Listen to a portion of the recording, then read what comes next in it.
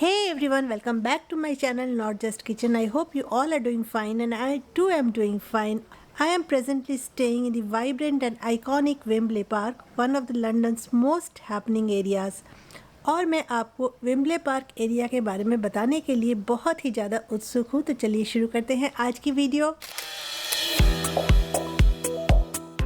मेरे पिछले वीडियो में मैंने आपको बताया था कि मैंने अपनी यात्रा शुरू की थी रायपुर से कोलकाता होते हुए और मेरी यात्रा काफ़ी एक्साइटिंग रही।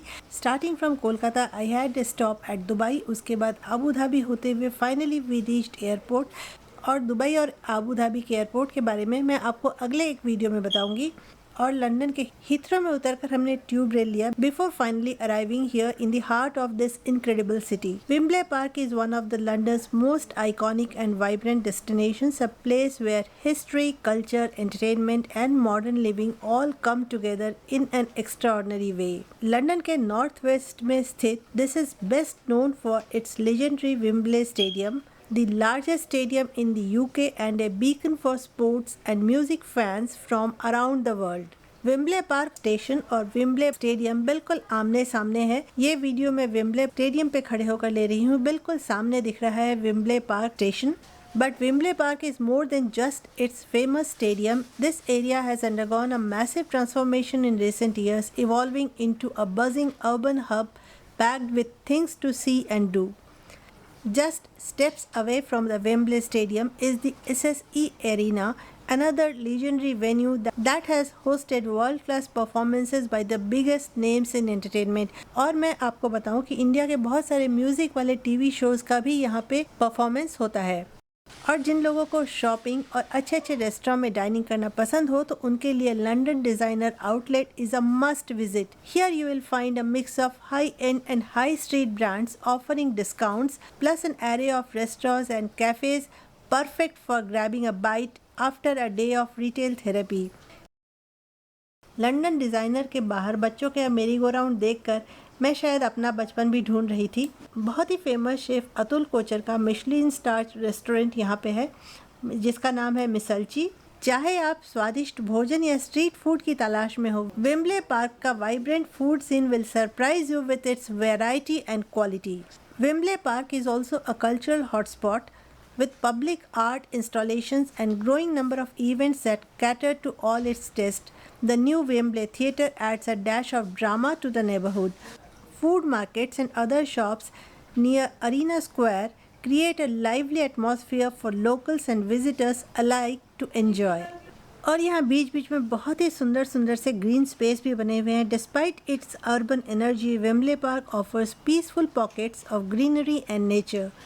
The tranquil leafy paths are perfect for leisurely stroll.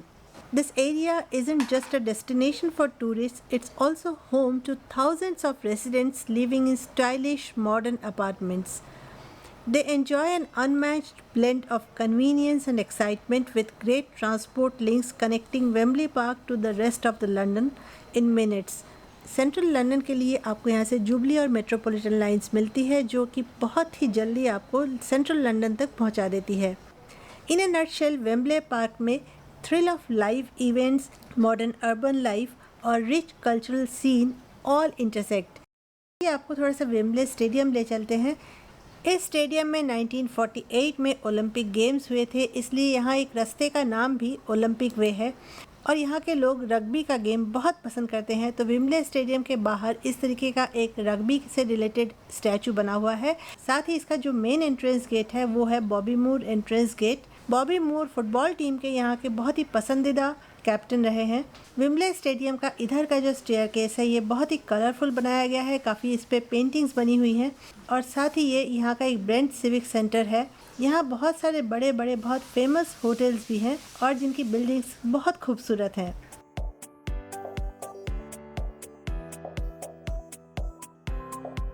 विम्बले park area के बाद ही आपको जो बिल्डिंग्स दिखती हैं, ये बिल्डिंग्स आपने नॉर्मली कई बार देखी होंगी लंदन के किसी भी फोटोग्राफ्स में। लंदन के ज़्यादातर बिल्डिंग्स का आर्किटेक्चर इस तरह से मिलता जुलता रहता है। इनकी सारी दीवारों पर एक्सपोज ब्रिक वर्क होता है और ऊपर स्लैंटिंग रूफ होता है। स्टेडियम से थोड़ी दूर आने के बाद ही आपको मिलेगा वेम्बली ट्रायंगल। यहाँ पे एक चर्च है और यहाँ एक बहुत अच्छा ईटिंग आउटलेट है दी आर्च। साथ ही आसपास बहुत सारी छोटी छोटी दुकानें हैं और यहाँ की कई दुकानें आपको ऐसी मिलेंगी जहाँ आपको पूरी तरह से इंडियन खाना मिल सकता है।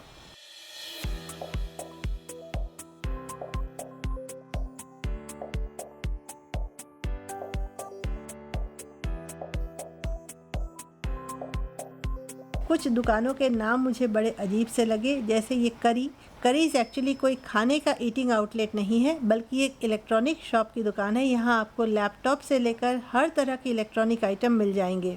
नॉर्मली जो फूड डिलीवरी यहाँ घर में आता है वो मैं आपको दिखा रही हूँ। कई तरह के फल आते हैं। यह बनाना, एक तरीके का ऑरेंज, रेड करेंट्स, काले वाले अंगूर, ब्लूबेरी, कीवी,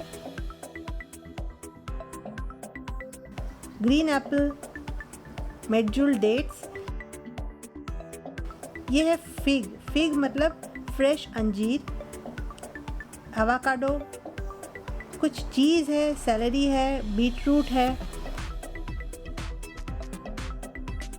एग का एक पैकेट है, चेरी टोमेटो है, बेक्ड बीन्स है, केफीर, ये एक तरीके का दही है, और ये हमारी जाने पहचाने एप्पल्स और नाशपाती, ब्रेड है, और ये टिश्यू रोल। तो जो फल है ना, ये भी कुछ हमारे देश से कुछ अलग से है। जहाँ हम रुके हुए हैं उसके पास ही एक जगह कंस्ट्रक्शन चल रहा है, और कंस्ट्रक्शन भी थोड़ा इंडिया से अलग तरीके से होता है, क्योंकि ये बहुत बड़ी मल्टी स्टोरीड बिल्डिंग का कंस्ट्रक्शन हो रहा है, और ये टावर क्रेन सबसे पहले लगाते हैं और पूरी की पूरी बालकनी उठा के अटैच कर देते हैं, या पूरा का पूरा एक वॉल पैनल उठा के अटैच कर देते हैं। मुझे तो ये देखने में भी बहुत मज़ा आता है। लंदन में जुलाई और अगस्त का महीना गर्मियों का सीज़न माना जाता है। इस समय सुबह बहुत जल्दी होती है, सुबह 6 बजे ही काफ़ी उजाला हो जाता है, और शाम को करीब 8:30 बजे तक भी काफ़ी उजाला रहता है। लेकिन जैसे ही सितंबर महीना आता है तो सीज़न बदलने लगता है, काफ़ी बारिश और कोहरा होने लगता है। अक्टूबर से ठंड पड़ने लगती है, और नवंबर से बर्फ़ गिरने लगती है, और उसके बाद दिन भी काफ़ी छोटा हो जाता है। दिन के 3-4 बजे ही अंधेरा होने लग जाता है। तो आज की वीडियो में यहीं तक। आगे की वीडियो में मैं लंदन और कैसा एक्सप्लोर कर रही हूँ या और कहाँ जा रही हूँ वो मैं आपके साथ शेयर करती रहूँगी। So please stay tuned for my daily update on my London tour.